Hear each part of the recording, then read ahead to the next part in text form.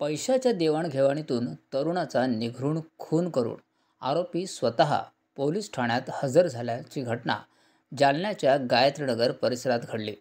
जालना शहरातील गायत्रीनगर परिसरात रामेश्वर राख नामक तरुणाचा चाकूने भोगसून खून करण्यात आला.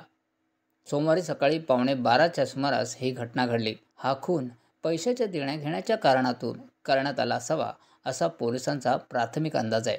या घटनेनंतर यातील आरोपी उमेश काशीनाथ क्षीरसागर हा स्वतः सदर बाजार पोलीस ठाण्यात हजर झाला. त्यानंतर सदर बाजार पोलीस तातडीने घटनास्थळी रवाना झाले. आरोपी उमेश क्षीरसागर यांचे कन्हैयानगर परिसरात हॉटेल असल्याचं समजतंय. Bureau report, Marathwada news 11, Jalna.